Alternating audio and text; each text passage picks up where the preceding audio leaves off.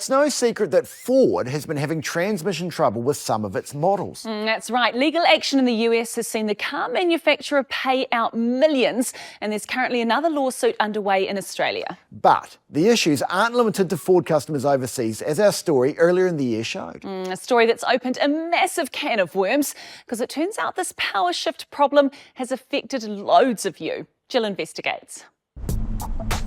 Here we go. Up and down Aotearoa, New Zealand.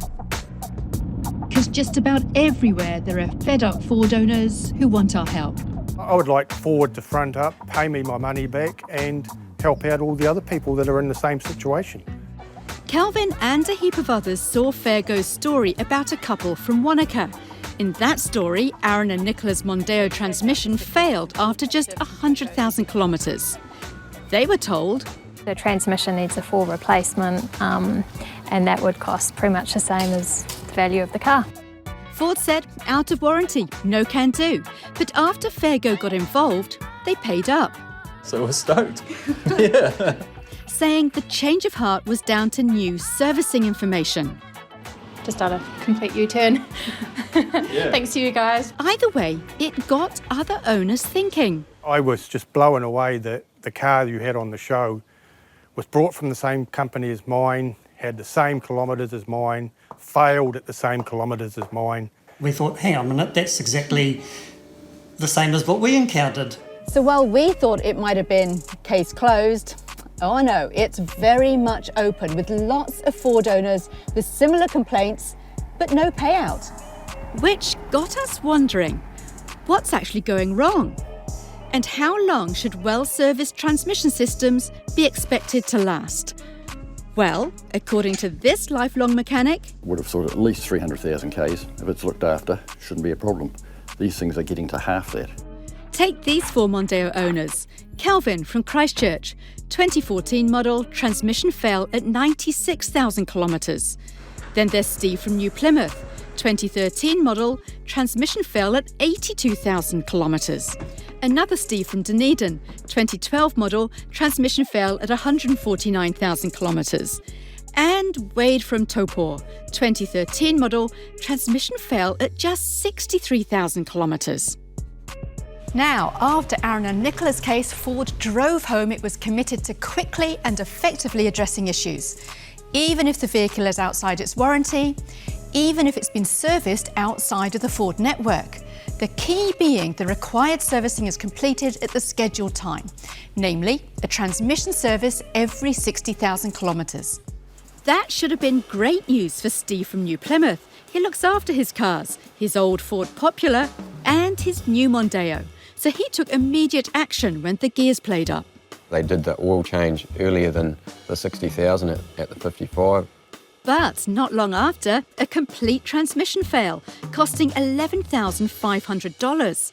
Ford refused to help, saying it wasn't covered by the Consumer Guarantees Act, and Steve would have to take Ford to court. Yeah, the big guys, and they've got lawyers, and you don't know how much it's going to cost you and stuff, and in hindsight, we probably should have come to fair go. Well, he has now, as has Kelvin. He's cheering himself up with his grandson after an $8,500 repair bill. He says Ford fobbed him off, saying some Fords had extended warranties, but his didn't. And he says it's just not covered, and if you're calling me a liar, you can go away. It's actually quite rude then. Very, very rude. But remember, it was Ford who said this has nothing to do with warranties. So we encouraged Kelvin to contact Ford again. This time it said his 60,000 kilometre service wasn't done till 69,000 kilometres. But as his logbook shows a service at 49,000 kilometres, Kelvin's in disbelief. And they should stand up and take responsibility for it. Taking responsibility is something Ford's been forced to do before. You see, we're not the first to highlight its transmission problems. In 2011 to 2016 Fiesta and Focus models, there were numerous complaints of cars shuddering, slipping and jerking. Ford tried to dodge any blame, but was forced to pay out millions in the States and Australia. The fault was found in the dry power shift clutch. Now, bigger, more powerful cars like the Mondeo have a wet power shift system which uses oil to cool the clutch. So how's that fared? They are very, very efficient in changing gears fast. We've got everything going for them except that stupid spring system. It's the springs inside, which is designed to do this, and they're getting old and brittle with age and breaking. So, and once it's broken, it gets chewed up. With little tiny fragments of plastic are going everywhere. We'll come back to those later, but we should mention Ford says the problem is failing to change the transmission oil as directed. However, in Lyle's view... Doesn't matter how much fresh oil you put in, it's not going to stop that brittle plastic problem. So, is this turning into a Ford fiasco? They're all going to fail. Plastic doesn't last forever. Not to mention that Lyle thinks Ford parts are expensive and many owners have said it's hard to afford the repair. So... Basically, you take them down to Wreckers, they're full of them. That's our next stop sorted. Now, they're a bit camera shy here, but they did tell us they get Ford Mondeos offered up to them nearly all the time. The trouble is, it's usually because of a failed transmission system. But Ford Mondeo owners, well, they don't want parts like this. They're after transmission systems that are in good nick. So that means that even to the wreckers, these otherwise perfectly good cars are pretty much worthless. Which is terrible for the environment and frustrating for the customer. Like another of our Mondeo owners, Stephen Dunedin. He makes pies and knows all about good service. In any business, if you make a product and it's wrong, you replace it. His beef with Ford is about service records. So I've got one done by myself. I've got one done 40,000 Ks ago. That's when it was a lease car. It's being questioned by Ford even though it's recorded on his invoice. How come Dunedin City Ford know that I had a service at 110,000 Ks, but Ford Motors, New Zealand and Australia don't? Then there's the first 60,000 kilometre service from when it was a lease car. The lease company, leasing agent and Ford all say there's no record. It's frustrating because I've got a car sitting here with cobwebs on it and it's not being used. But doesn't Ford have all this kind of data on file? We'll come back to that later. Lastly, we have Wade and Sharon Bishop from Taupo. They're all about a stress-free life, so they have any car they get checked over straight away. We got a full service on the car and on the automatic transmission by transmission specialists. So that was at 34,000 K. Well within Ford's schedule. And it was about $800. You know, it was just like, really?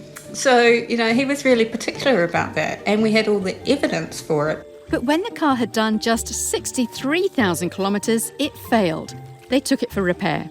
The guy said to me, we've got 3 other ones of these in here at the moment with a failure. So by then I was thinking, uh-oh. Uh-oh, indeed. The repair took 6 weeks and cost $7,500. You know, that's an expensive amount of money to pay for a few little bits of plastic. Yes, back to those bits of plastic. The couple were sent photos saying these little bits were to blame. I think there must be a fundamental issue with those gearboxes. But Ford refused to cover any costs, saying the car wasn't under warranty. Plus, they said since we purchased it at Turner's auction house, they're not willing to cover the repair. So you know where the couple in our story got their car from? Yes. Yes, no, Turner's. So it was back to Ford again. Third excuse, if I call it that, was that we didn't get it repaired at the Ford dealership. In our mind, that's irrelevant as well because it had failed by then. Arrogant was the word Wade used a couple of times. Arrogant big business behaviour. And you haven't got the car anymore? No, I didn't trust it for 5 minutes after that. Fed up, they sold their car for just $5,000. They'd spent $25,000 all up and had just 2 years' use. They might have moved on, but they're still worried about others. They're driving around with a liability and a company that's not going to support them. What do you think Ford could do to restore people's faith? It's the putting it right that counts. So, let's see how Ford responds. It's the putting it right that counts. How many times have we heard that? That is a lot to take. And look, leaving us with just one question, really. Why isn't Ford doing right by its customers?